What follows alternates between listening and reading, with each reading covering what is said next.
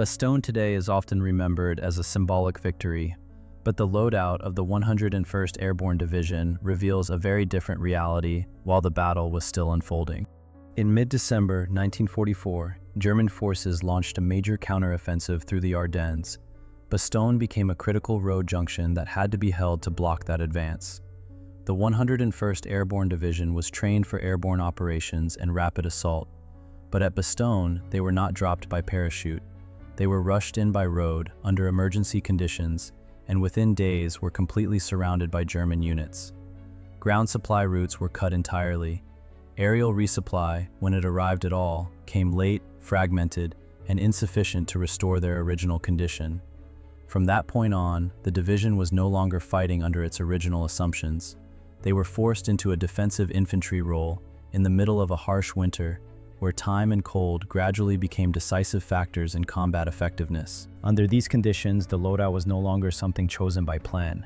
It became whatever could continue to function while the encirclement dragged on. What matters is not the outcome of Bastogne, but what they were forced to rely on when nothing else was left to replace it. Item 1. Scavenging. The loadout of this unit was fixed at the moment it entered the battle. Any resupply, if it arrived at all, was limited and never followed a stable rhythm. When reality exceeded the original assumptions, equipment no longer stayed with individual soldiers. It was redistributed among those still holding positions, taken from wounded comrades or those already killed. Items taken from the enemy were also used when appropriate: ammunition, food, anything still usable under immediate conditions. Not because it matched doctrine, but because it could be used right away. Scavenging here was not meant to expand the loadout. It existed to keep a fixed loadout functional when circumstances no longer allowed everyone to rely only on what they originally carried. Item 2. Ammunition. Here, ammunition was no longer about firing effectively. It determined whether firing was possible at all. When resupplies stopped arriving on schedule, the ammunition on one's body became the only hard limit. No excess fire, no replacement later. Late and fragmented drops were never enough to change the overall situation. Each round was not used to gain advantage, but to extend the ability to keep fighting a little longer. Item 3. M1 Garand. The Garand was not retained because of superior firepower. It was retained because every shot could be controlled. When carried ammunition became a fixed limit, the value of the Garand lay in its firing rhythm. No need to spray, no need for sustained fire. With clip-fed operation and consistent accuracy, the Garand allowed soldiers to choose when to fire, holding the line with the minimum number of shots.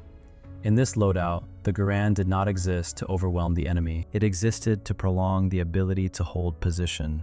Every shot had to be traded for time. Item 4. Bar. The bar did not exist to fire continuously. It existed to prevent the enemy from advancing. In this loadout, the bar was not used as a constant source of fire. It was kept to lock down an approach, firing only when needed to stop an assault or hold a critical point. Its weight and stability allowed short, timely suppression, not prolonged, not wasteful. Here, the bar was not used to win a firefight. It was used to buy time and to ensure the defensive line did not collapse when the Garand alone was not enough. Item 5. M1 Carbine. The M1 Carbine was not carried to hold the line. It was carried to preserve mobility. In this loadout, the carbine appeared with those who had to move constantly: messengers, linking defensive positions, moving between foxholes. Its lightweight and quick handling allowed movement without losing basic self-defense.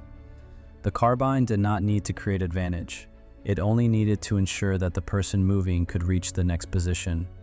It existed to keep the defensive network from being cut when people had to move. Item 6. Thompson. The Thompson was not carried to hold the line. It was carried to end engagements at very close range.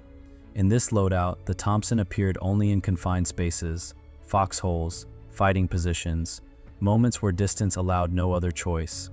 Its rapid fire was not meant to be sustained. It was used to seize immediate control, then stop.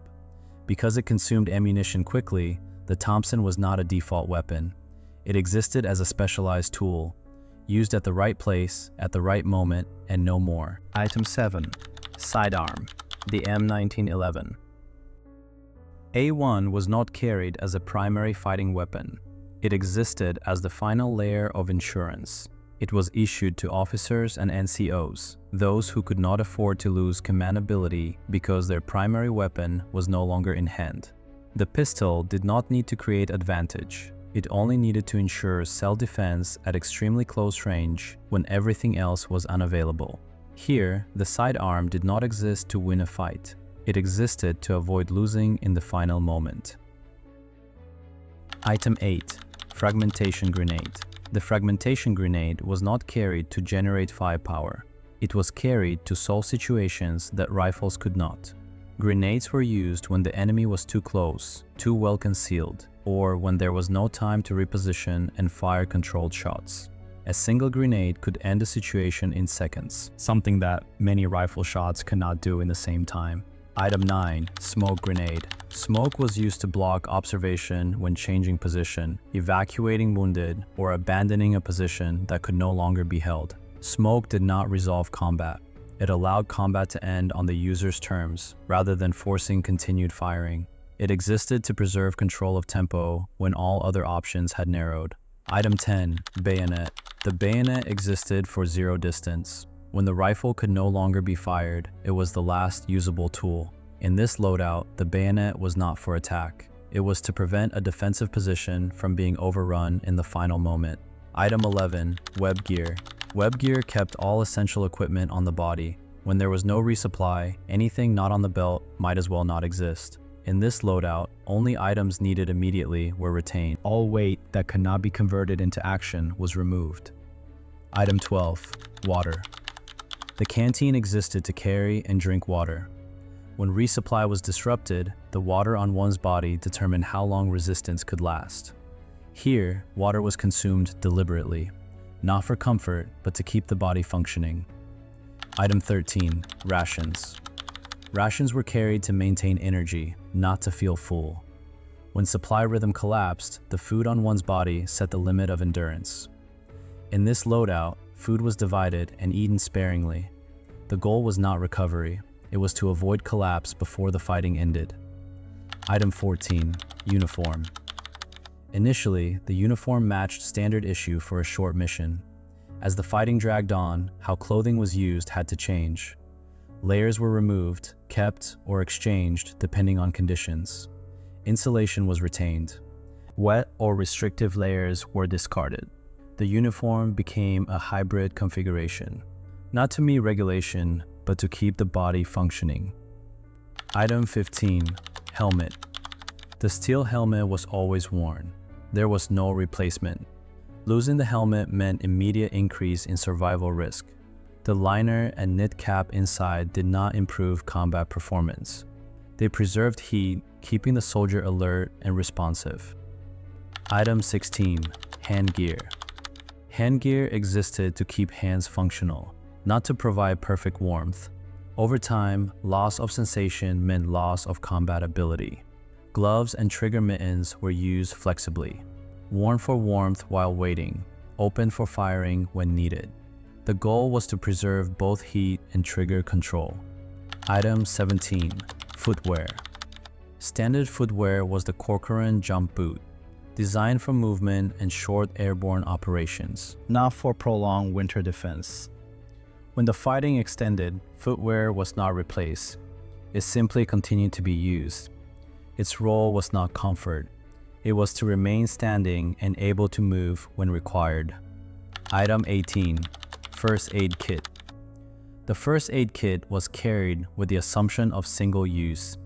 It was not designed for prolonged combat. Each soldier had only a basic personal kit. Once injuries exceeded that capacity, medical care became a shared resource, not an individual one. Here, medical gear did not exist to fully restore. It existed to keep the wounded alive and mobile until nothing more could be done. Item 19. Radio. The radio was not common equipment. It was carried only by RTOs and commanders, because communication was a unit function, not an individual one. The radios kept defensive positions from becoming isolated. In this loadout, the radio did not create firepower. It ensured that orders and coordination still existed when distance and conditions made direct contact impossible. This loadout was never designed for a prolonged encirclement. It was built for a short mission with assumed tempo and assumed resupply. When those assumptions collapsed, what held the unit together was not new equipment. It was the continued use of old equipment, pushed to its limits, even as ownership changed, sources changed, and methods of use changed. Ammunition was redistributed, clothing was exchanged, gear from fallen comrades, and even from the enemy, remained inside the fighting system. So if you look only at the outcome, Bastogne was a victory. But if you look at the loadout, this is a story of a configuration that was never replaced, only forced to operate far beyond what it was originally designed for.